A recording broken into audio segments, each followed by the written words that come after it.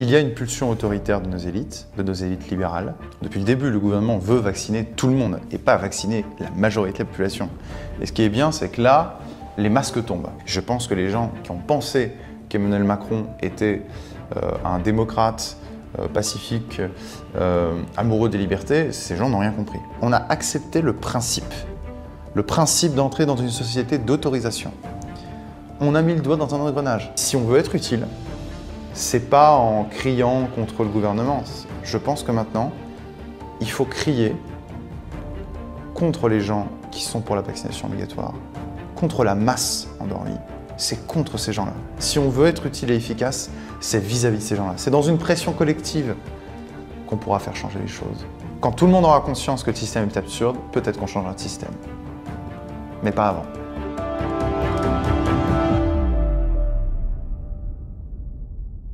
Bonjour Maître Gentillet. Bonjour. Merci d'avoir accepté notre invitation. Alors, vous êtes avocat spécialiste en droit des associations et des fonds de dotation, et vous êtes aussi enseignant en droit à l'université Paris 1 Panthéon-Sorbonne. Alors, vous intervenez aussi régulièrement dans les médias, sur des sujets différents. On vous a entendu notamment sur la crise sanitaire, le sujet qui nous intéresse aujourd'hui. Alors, je vous propose d'entrer tout de suite dans le vif du sujet. Le 17 décembre, Jean Castex, pendant une conférence de presse, a annoncé que le gouvernement souhaitait transformer le pass sanitaire en pass vaccinal au mois de janvier. Alors, est-ce que vous avez été surpris par cette annonce du Premier ministre et quels sont, selon vous, les grands enjeux posés par la mise en place du pass, qu'il soit sanitaire ou vaccinal? Est-ce que nous sommes passés à une rupture, finalement, un point de bascule vis-à-vis de notre conception de la liberté telle qu'elle prévalait dans notre société jusqu'ici? C'est une vaste question. Sur le passage du pass sanitaire au pass vaccinal, moi j'ai deux réactions. Une première réaction, je me dis au moins tout le monde verra ce que c'est, tout le monde verra quelle était la réelle intention du gouvernement. Parce que depuis le début, le gouvernement veut vacciner tout le monde et pas vacciner la majorité de la population. Et ce qui est bien, c'est que là, les masques tombent. Olivier Véran a fait une interview à un de vos confrères Brut, pour ne pas le citer, et j'ai été frappé par la violence de cette interview. C'est-à-dire que là, vraiment, maintenant, les non-vaccinés sont des pestiférés. Les non-vaccinés sont des sous-citoyens. Et vraiment, la façon dont il explique qu'il est en train de travailler sur un projet de loi pour mettre le pass sanitaire demain vaccinal dans les entreprises, c'est-à-dire interdire les gens qui ne sont pas, parlons français, interdire aux gens qui ne sont pas vaccinés de travailler, peu importe l'entreprise. Là, on y arrive. Et tout ça fait petit à petit, pas à pas. Au départ, on a dit la vaccination est facultative. Après, on dit la vaccination est obligatoire uniquement pour voyager. Après, on nous dit elle est obligatoire si vous voulez vous rendre dans des lieux de vie. Après, on vous dit c'est plus 72 heures, c'est 24 heures pour les tests. Après, on vous dit finalement c'est pas 3 mois, c'est 1 an. Et puis après, on vous dit vous allez tous vous faire vacciner. Et dans tout ça, les libertés fondamentales, ça n'a pas beaucoup d'importance. Ça n'a aucune importance. Ce qui compte, c'est d'éviter que les hôpitaux explosent. Ce qui compte, c'est d'éviter de voir que les Français voient la crise de l'hôpital. Et ce qui compte surtout, vraiment, c'est de faire accepter à la population un exercice à échelle jamais vue de domestication. Et de domestication progressive. Vous voyez, si on avait dit aux Français, en mai dernier, vous avez 2 mois pour tous vous faire vacciner, sinon plus de vie sociale, plus de travail. Je suis à peu près sûr que dans les manifestations où je suis allé, on n'aurait pas été, je sais pas, 100 000, 200 000, 300 000, on aurait été plusieurs millions. Pour ne pas dire peut-être une dizaine ou des dizaines de millions. C'est évident. Seulement voilà, le pouvoir l'a fait malhonnêtement. Les juges sont tombés totalement dans le panneau, mais bon, ça ne me surprend pas beaucoup. Et on change véritablement, oui, on change de société maintenant. Ce pass vaccinal, alors maintenant il faut voir un peu le détail du projet de loi. Est-ce que dans ce pass vaccinal, vous allez avoir la possibilité de faire valoir votre certificat de rétablissement Covid? Parce que je pense que même pour les gens qui ont eu le Covid, même pour ceux qui ont un certificat de rétablissement, on va leur dire vous allez vous faire vacciner. Parce que maintenant, l'objectif n'est plus sanitaire, il est politique. Et puis, il y a aussi un dernier argument qu'on ne dit pas quand même, c'est que ces vaccins ne sont pas gratuits. Ça a un coût. Et ce coût risque d'être récurrent, parce que tous les ans, nous allons payer un impôt Pfizer, en fait. Parce que si on va vers une société où tous les 4-5 mois, il faut être vacciné pour vivre, ça veut dire qu'en fait, tous les 4 mois, écoutez, Pfizer fait une rentrée d'argent. Moi, je propose qu'on mette un impôt directement.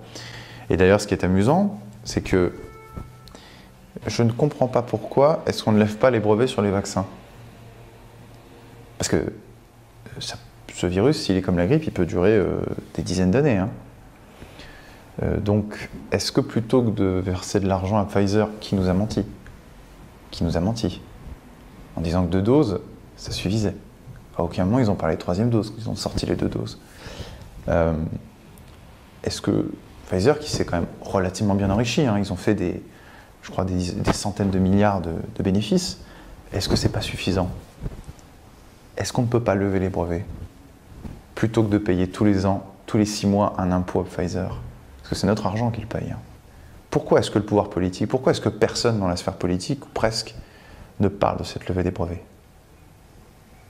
Peut-être parce qu'il y a des conflits d'intérêts. Alors, on a aussi, à la suite finalement de la promulgation de la loi de vigilance sanitaire, hein, qui a prorogé jusqu'au 31 juillet 2022 le régime transitoire de sortie de l'état d'urgence, qui avait été mis en place au 1er juin 2021. Certains élus, comme le sénateur Loïc Hervé, ont mis en avant le risque en fait, d'une banalisation et d'une accoutumance des Français à un régime juridique censé relever de l'exception et s'appliquer en l'occurrence de façon temporaire. Alors entre novembre 2015 et novembre 2017, les Français avaient déjà connu un état d'urgence qui n'était pas sanitaire mais qui était lié à l'époque aux attentats terroristes perpétrés sur le sol français. Est-ce qu'il faut s'inquiéter selon vous de cette banalisation du recours à ce régime juridique très particulier qui renforce les pouvoirs des autorités civiles et qui permet aussi de réduire les libertés publiques et individuelles? Évidemment, je pense que... Moi, ce qui m'inquiète, si vous voulez, à la limite que l'État restreigne nos libertés, j'ai envie de vous dire, c'est presque dans la nature de l'État. L'État n'est pas le garant des libertés. Il faut arrêter. L'État, sur une vision très hobbesienne, c'est le garant de la sécurité. C'est le garant de l'ordre public. L'État, ce qu'il veut, c'est éviter les vagues. Point. Il n'est pas le garant des libertés. Moi, ce qui m'inquiète, c'est pas ça, parce que je veux dire, quand on a vu Emmanuel Macron en 2017, je savais que ce n'était pas un amoureux des libertés. Je pense que les gens qui ont pensé qu'Emmanuel Macron était un démocrate pacifique, amoureux des libertés, ces gens n'ont rien compris. Non, ce qui m'inquiète, si vous voulez, maintenant, et je le ressens encore plus ces derniers mois, ce qui m'inquiète, c'est pas que l'État soit liberticide, c'est pas que Emmanuel Macron nous accoutume de plus en plus dans un régime d'exception. C'est pas ça ce qui m'inquiète. Ce qui m'inquiète, c'est la majorité de la population. Ce qui m'inquiète, c'est l'absence de conscience critique. C'est l'absence de soulèvement de la population sur des mesures qui sont des mesures mais totalement liberticides, totalement discriminatoires. Et cette accoutumance, pas à pas, à tout ça. Si on avait dit aux gens 8 mois avant qu'il y avait 2 catégories de citoyens, les non-vaccinés et les vaccinés, parce que ça va être ça, et c'est ça d'ailleurs, depuis le pass sanitaire, peut-être que les gens auraient réagi. Mais encore une fois, il fallait annoncer tout ça à l'avance. Mais il y a des gens qui l'ont dit. Il y a des gens qui l'ont dit, il y a plein de gens qui l'ont dit depuis mai, juin, depuis l'annonce du pass sanitaire, qu'on allait aller à un pass vaccinal, que ce pass sanitaire, il allait durer, qu'on mettait le doigt dans un engrenage. Ces gens-là, j'en ai fait un peu partie, vous parliez de mes passages sur les plateaux télé, j'en ai parlé pendant l'été. Ces gens-là, on les traitait de fous, on les traitait de complotistes. Ce que je vois, c'est qu'il y a des complotistes, en fait, il y a des gens dans les complotistes, c'est des gens qui ont raison 6 mois avant, quoi. Si vous voulez, c'est vraiment navrant de voir à la fois l'inaction d'une partie de la population, son abêtissement et la bêtise d'une partie des gens qui d'ailleurs nous disaient, je pense d'ailleurs à des médecins de plateau télé comme le professeur Marty qui disait oui, si on a une majorité de la population qui est vaccinée, la circulation, vous savez au départ c'est ça, on n'en parle plus, hein, mais la circulation épidémique va s'arrêter parce qu'au départ on nous disait vaccinez-vous pour protéger les autres. Regardez, quel est le lieu que le gouvernement a fermé là récemment? Ce n'est pas les bars, ce n'est pas les restaurants, ce n'est pas les transports en commun, ce sont les discothèques. Les discothèques soumises au pass sanitaire, donc c'est souvent des non-vaccinés, des vaccinés qui y vont. Donc en fait, le premier lieu que le gouvernement fait fermer, c'est un lieu en fait où se rencontrent des gens vaccinés.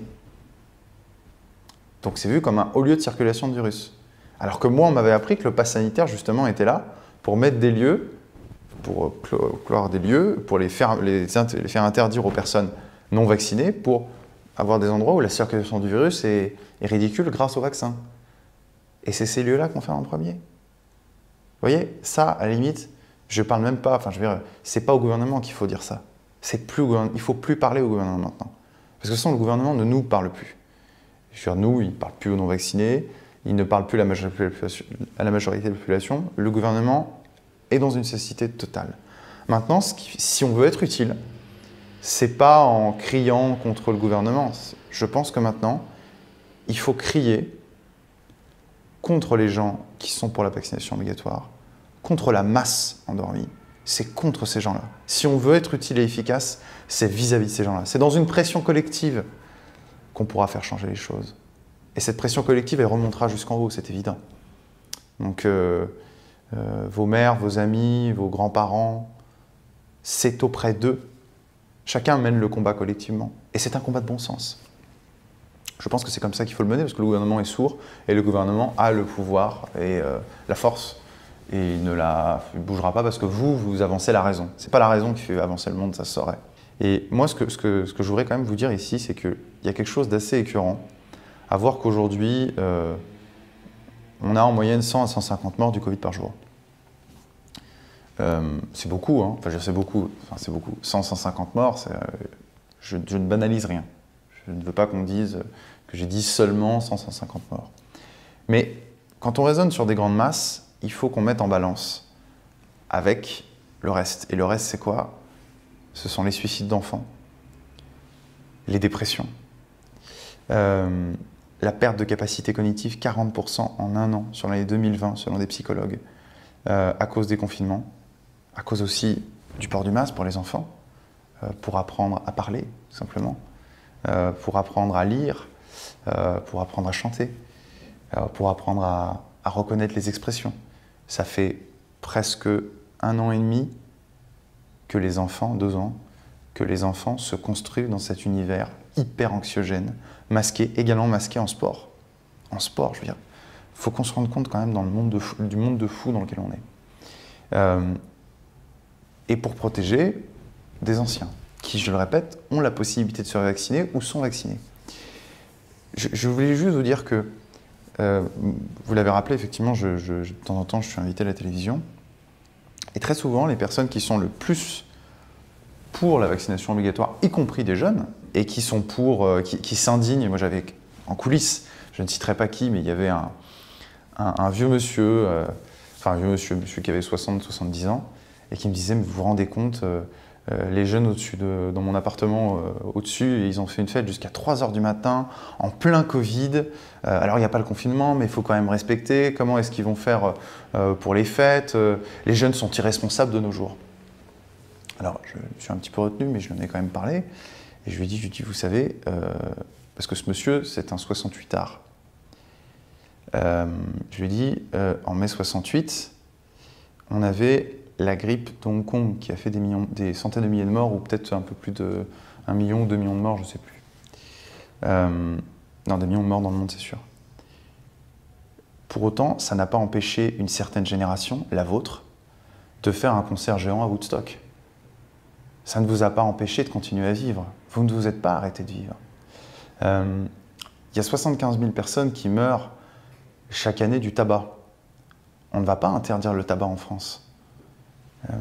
Cette même personne me disait d'ailleurs aussi, alors sur un autre plateau, oui, il faudrait que ces gens assument, parce qu'en plus il savait que je n'étais pas vacciné, et il me disait, ben, moi je pense que vous devriez assumer et vous devriez signer une décharge comme quoi, si vous allez à l'hôpital demain, vous êtes non vacciné, vous ne payez pas. Je dis, bah, écoutez, très bien. Je dis, je ne sais pas si vous fumez, mais en tout cas, si vous fumez et que vous allez à l'hôpital, on va faire la même chose. D'accord? Parce que la cigarette, le lien de cause à effet avec le cancer du poumon, etc. Ça, on arrive à le voir. Il y a 75 000 personnes qui meurent chaque année des suites du tabagisme. Bah, si vous voulez, on va dérembourser toutes les personnes qui fument. Si on commence à jouer à ce petit jeu-là, à mon avis, ces gens-là vont perdre. D'autant qu'en plus, je disais, vous savez quoi, moi j'ai 30 ans, le risque que moi j'aille à l'hôpital, il est quand même relativement faible. Donc à mon avis, celui qui va devoir prendre une assurance tout de suite, si on joue à ça, c'est vous, pas moi. Voilà. Donc cette génération-là, qui a fait mai 68, qui aujourd'hui est au pouvoir, il faut que les gens comprennent. Je parle pas des gens qui ont entre 60 et 80 ans, tous les gens. Je le répète à chaque fois sur les réseaux sociaux. Je parle d'une certaine génération. D'une certaine génération qui, sous couvert de liberté, aujourd'hui est particulièrement liberticide. Qui en mai 68 disait « Jouissez sans entrave », aujourd'hui elle dit aux jeunes et aux plus jeunes, ceux qui portent les masques, les étudiants qui découvrent un peu l'université, elle leur dit plus « Jouissez sans entrave », elle leur dit « Entravez, on va entraver toutes vos jouissances » pour que nous puissions continuer à vivre alors que même nous avons le vaccin. Vous voyez ? Donc il faut vraiment bien qu'on ait conscience de tout ça. C'est à la fois il y a le pouvoir et en même temps il y a une génération qui a pris le pouvoir et une génération qui exerce, une certaine génération, une partie de la génération, je ne veux pas tout amalgamer, mais qui exerce une pression sur une autre. Et c'est celle-là qui doit avoir conscience que son avenir est en train d'être gâché à cause de celle-ci, qui en plus de ça a gâché pour des raisons économiques, migratoires, environnementales une partie de la France. Je pense que jamais une génération dans l'histoire n'aura été autant haïe et autant maudite que la génération boomer 68arde. Alors j'aimerais aussi revenir aussi avec vous sur le rôle du Conseil d'État et du Conseil constitutionnel pendant cette épidémie. Alors, les deux institutions ont été amenées à se prononcer à plusieurs reprises. Quel regard vous portez sur leur action, sur les décisions qui ont été rendues par ces deux institutions? Est-ce que vous estimez qu'elles ont joué correctement leur rôle de contre-pouvoir? Non, alors attention, parce que le mot contre-pouvoir est peut-être pas très bien utilisé. Alors, pour moi, le contre-pouvoir majeur, c'est l'opposition. Ça doit être normalement le Parlement, mais bon, vous savez, aujourd'hui, on est dans la Ve République, et dans la Ve République, la couleur du Parlement est la même que celle de l'exécutif. Je pense que le Conseil constitutionnel et le Conseil d'État ont avalé toutes les couleuvres, je veux dire, sur le pass sanitaire, demain sur le pass vaccinal, sur la prolongation du pass sanitaire jusqu'à juillet 2022, qui devient un pass vaccinal du coup, pour des raisons différentes en fonction des juridictions. J'ai un confrère qui a plaidé récemment, et d'ailleurs s'est fait connaître, qui s'appelle Philippe Prigent, qui est allé au Conseil d'État et qui, pour faire tomber le décret, vous savez, qui prolonge jusqu'en 2022, parce qu'il y a une loi et il y a un décret, je crois.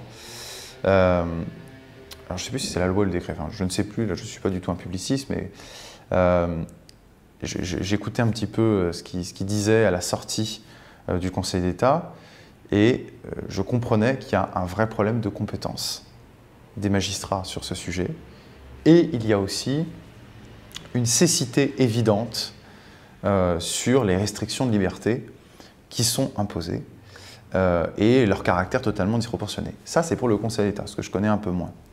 Pour le Conseil constitutionnel, alors là, écoutez, je suis assez content, c'est-à-dire que là, au moins, le jeu est franc, c'est-à-dire le Conseil constitutionnel a montré son vrai visage.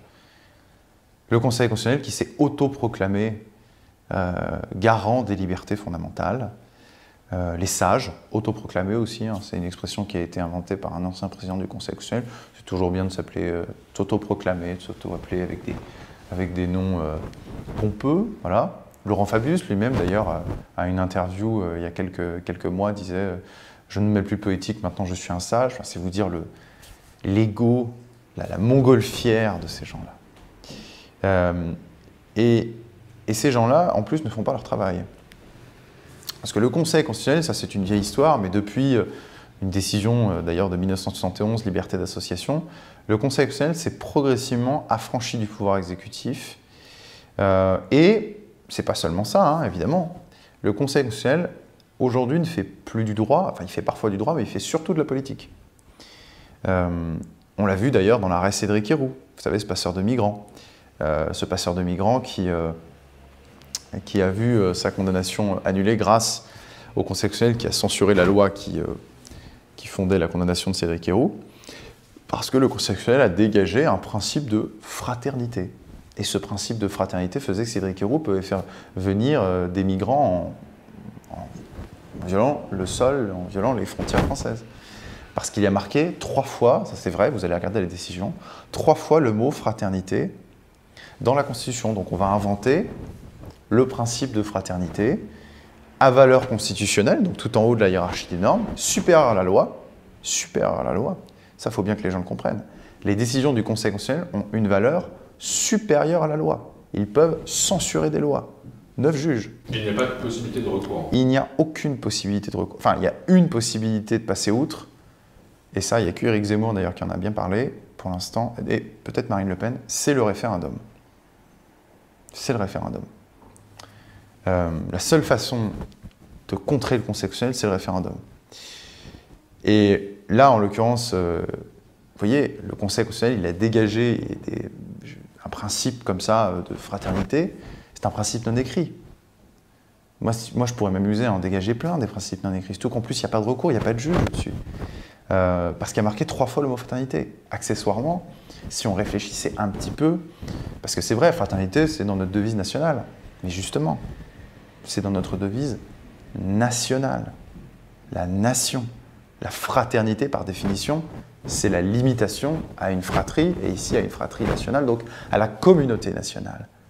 Pas aux gens qui sont étrangers, par définition. C'est une définition négative, en fait. La fraternité nationale. Donc ça n'aurait pas dû s'appliquer à des gens qui viennent et qui violent nos frontières. Là, le Conseil constitutionnel n'a pas eu de problème pour inventer des libertés, parce que le Conseil constitutionnel fait de l'idéologie. Par contre, quand il s'agit de préserver des libertés individuelles comme la liberté d'aller et venir, la liberté de croyance, la liberté de conscience vis-à-vis du vaccin, vis-à-vis du pass sanitaire, là, le Conseil constitutionnel avale absolument toutes les couleuvres. Le Conseil constitutionnel a accepté, dans l'édition du 5 août 2021, le principe du pass sanitaire. Il a accepté sa prolongation, alors que tellement d'éléments allaient contre cette décision. Il y a plein de professeurs de droit qui sont élevés contre cette décision qui est liberticide. Le Conseil constitutionnel, liberté, égalité, fraternité. Tenez, il y a un principe d'égalité des citoyens. Aujourd'hui, on a 2 catégories de citoyens. Il y a les non-vaccinés et les vaccinés maintenant. Il y a ceux qui ont accès à la vie sociale et ceux qui n'ont pas. Et demain, avec le pass vaccinal, il y aura ceux qui ont droit à un travail et à une vie sociale, parce que ça va s'appliquer probablement aussi aux entreprises, c'est ce qu'ils veulent, et le reste des citoyens. Vous savez, le principe, c'est que la citoyenneté, elle est conditionnée par le droit du sol et le droit du sang, pas par notre état vaccinal. On change complètement de société, là. On bascule dans un autre monde, un monde un peu angoissant, parce que ce qu'il faut bien comprendre, c'est que le plus dangereux, pour moi, le plus dangereux, c'est même pas tant le fait de nous imposer un vaccin, qui a des effets secondaires, hein, évidemment, mais c'est pas 100% de gens qui ont 100% d'effets secondaires. C'est petit. Mais le principe, c'est qu'on doit garder notre libre choix et faire notre balance bénéfice-risque. C'est la base. Non, le plus dangereux, en fait, si vous voulez, c'est pas tellement dans le pass vaccinal, c'est pas le début, c'est pas la fin de la phrase, c'est le début de la phrase. C'est le pass, le principe du pass. Aujourd'hui, on met un pass vaccinal et, à mon avis, on va le garder. Demain, qu'est-ce qui empêche de mettre un pass écologique si vous prenez l'avion? Mais oui, au nom d'un objectif très important, la préservation de la planète. On avait la préservation de la santé, maintenant on a la préservation de la planète. Vous voyez, on a accepté le principe d'entrer dans une société d'autorisation. On a mis le doigt dans un engrenage. Le pouvoir a réussi, il l'a fait progressivement, on y est arrivé. Donc demain, le pass écologique, ce qui fait que vous ne pourrez pas prendre la voiture plus au périph' ou au niveau des bornes d'autoroute, vous serez limité, vous voyez, vous ne pourrez plus prendre l'avion, au-delà d'un certain nombre de fois par an. Restriction de liberté, mais justifiée par un objectif important. Et puis on peut continuer, on peut s'amuser. Le pass bancaire, vous avez une situation fiscale qui n'est pas satisfaisante ou vous avez, je sais pas, des caractéristiques qui font que, voilà, vous avez un négatif sur votre passe bancaire et vous ne pouvez pas ouvrir de compte en banque. On va vers quoi alors? Finalement, c'est une forme de crédit social. Non mais j'allais le dire. En fait, on arrive au crédit social à la chinoise. Toujours sous couvert de bonnes intentions. Moi, je parlais de ça en août. On m'avait dit, mais c'est complètement complotiste, on n'est pas la Chine. J'ai dit, non, on n'est pas la Chine, mais justement, on n'a pas envie de le devenir. On n'a pas envie de devenir la Chine. Donc, foutez-nous la paix. D'accord? Vous savez, les Européens, nous sommes les patries des hommes libres. D'accord? Et ça a du sens. Quand je vois en face la Chine, l'Asie, de manière générale, qui...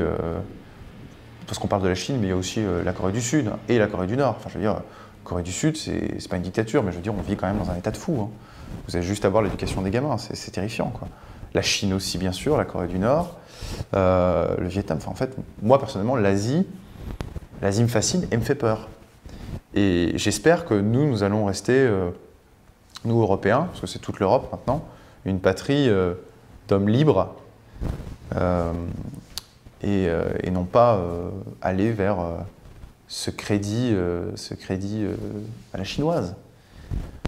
Mais nos élites sont fascinées par ce modèle chinois. Ça, mais on l'avait vu, enfin je ne dis pas ça, mais on l'avait vu des années avant. Je me souviens, il y avait eu au MEDEF, alors ça je me souviens très bien, je n'y étais pas, mais je me souviens avoir eu l'intervention d'un grand dirigeant chinois qui était venu à une université d'été du MEDEF. Les gens, à mon avis, qui nous regardent, doivent probablement voir de quoi il s'agit. Et il avait expliqué que quand il venait en France et qu'il parlait avec des chefs d'entreprise, il les regardait de manière un peu hébétée, cet homme d'affaires chinois, parce que quand on lui parlait 35 heures, 40 heures, tout ça, il ne comprenait pas. Quand on lui parlait congés payés. Parce qu'en Chine, vous comprenez, les gens, ils travaillent. Ce que voulait dire cet homme d'affaires chinois, c'est qu'il a des esclaves sur place qui peuvent travailler 50, 60, 70 heures, qu'il n'y a pas de congés payés, et qu'il y a un état répressif policier qui s'arrange pour verrouiller tout ça. Et la réaction de la salle, c'était rire et applaudissements. Ils sont fascinés par ce modèle. Comment vous expliquez cette fascination, justement? Je pense qu'il y a une pulsion autoritaire dans nos élites libérales. Vous savez, au XIXe siècle, moi je ne suis pas spécialement un homme de gauche, mais la condition ouvrière au XIXe siècle, c'est quand même... Enfin, il y a des moments où on était quand même pas loin de l'esclavage, quoi. Je me demande si on n'a pas un retour du XIXe siècle, parce qu'il y a une pulsion autoritaire de nos élites libérales, une pulsion à la production, parce que nous sommes aussi dans une société de consommation, hein, il y a quand même les deux bouts de la chaîne, quoi. Et je pense qu'ils ont vu aussi, ils ont vu dans le modèle chinois, dans la croissance incroyable du modèle chinois, dans la force aussi, parce que ça impressionne, la Chine impressionne. Elle nous a toujours impressionnés, enfin, c'est vrai, depuis Louis XIV, Napoléon, la Chine nous a toujours passionnés, fascinés. Mais là encore plus, parce que je vous ai dit, ça répond à une pulsion autoritaire de nos élites libérales. Est-ce que cette crise aussi n'a pas mis en lumière une conception peut-être trop légaliste de notre société, c'est-à-dire une société où le droit finit par prendre le pas sur la raison et dominer l'ensemble des champs et des structures de la société? Bien sûr. Là, on est sur... alors ça, c'est un gros sujet. Je pense que on est face à une... Mais ça fait longtemps. On est face à une inflation du droit. On fait de plus en plus de lois pour tout et pour rien, alors que normalement, un décret, il suffirait. Et aujourd'hui, c'est vrai qu'il y a une prétention du droit à vouloir réguler absolument tous les éléments de notre vie.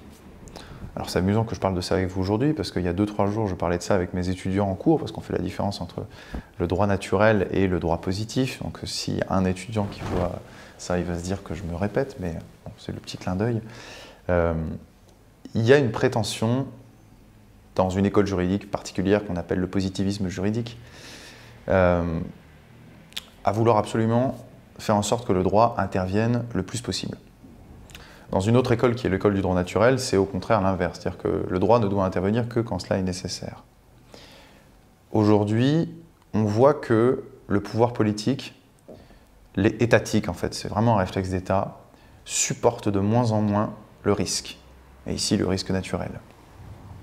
Donc, l'État intervient de plus en plus, et il intervient au moyen de décrets, de lois, etc.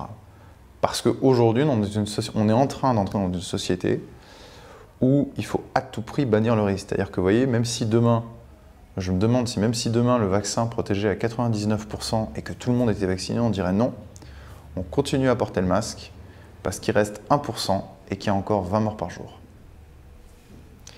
D'où ça vient, ça? Je pense qu'il y a eu un changement en mars 2020. Il y a eu un mouvement de panique. Et ce mouvement de panique est comme toutes les crises. Vous savez, les grands changements anthropologiques se font aussi par les crises. Je pense qu'on a eu un changement anthropologique à ce moment-là. Alors ça s'est encore un peu maturé là, ces derniers temps, et ces derniers jours, ces derniers mois. Mais on ne supporte plus le risque.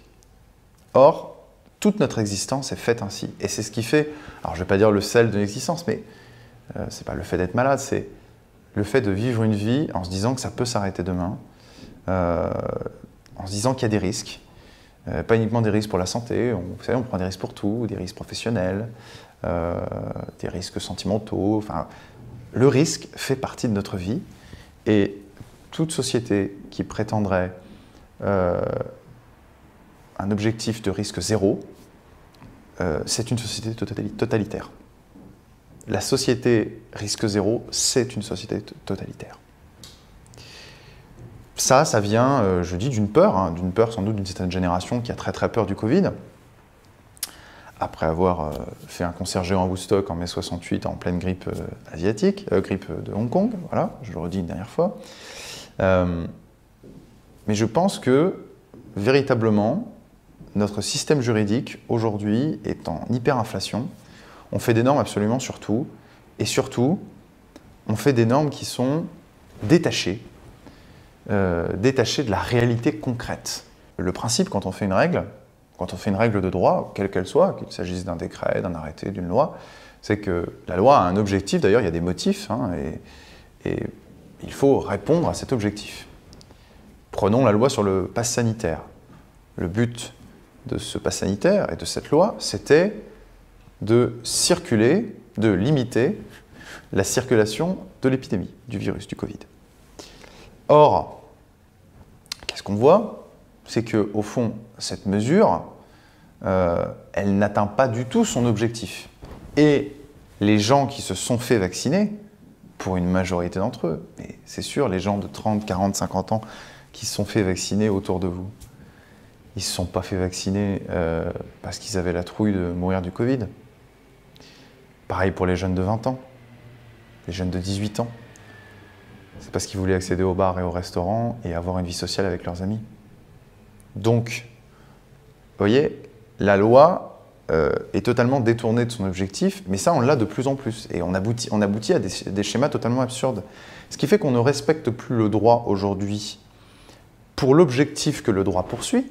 Oui, par exemple, le droit de la santé, préserver la santé, le droit de l'environnement, préserver l'environnement, etc. De plus en plus, nous obéissons au droit, à la règle, pour la règle uniquement. Prenons un exemple. Le port du masque à l'extérieur était obligatoire, il y a encore quelques mois, souvenez-vous, c'était encore en juin, alors que c'était totalement absurde.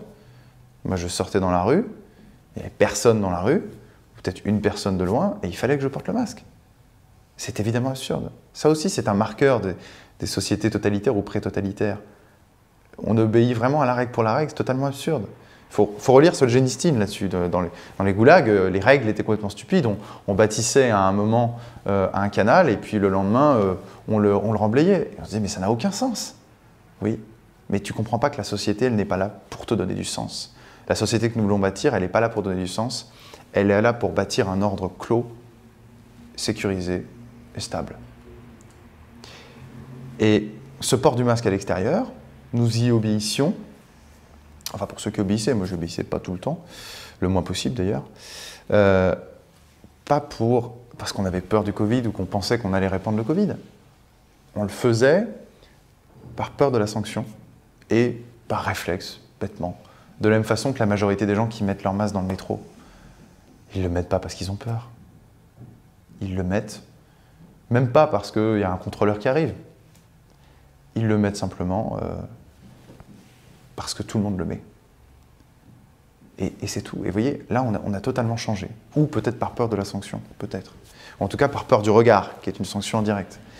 Et vous voyez, c'est ça, le travers du positivisme juridique. C'est-à-dire que la règle, le droit tourne sur lui-même. Et ça, c'est vraiment c'est vraiment l'indice d'une société qui devient folle. Hein. C'est presque une société cancérigène. Hein. Vous voyez un peu comment on respecte la règle pour ce qu'elle est et pas pour l'objectif qu'elle poursuit.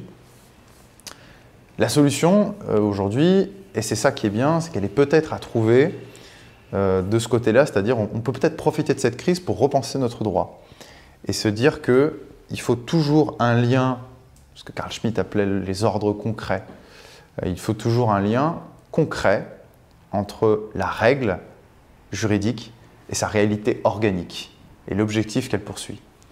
Et l'objectif de ces lois, de ces décrets, vous voyez, il faut qu'on arrive à remettre des objectifs réels, rationnels, organiques, vraiment. Les lois, elles doivent être faites pour l'intérêt du peuple. C'est ce que dit d'ailleurs Carl Schmitt. Et pas pour l'intérêt de la loi elle-même, pas pour l'intérêt du système lui-même. L'intérêt du peuple, de la communauté populaire française, ce doit être, à mon sens, ce qui doit arriver au sommet de la hiérarchie des normes juridiques. C'est ça le plus important.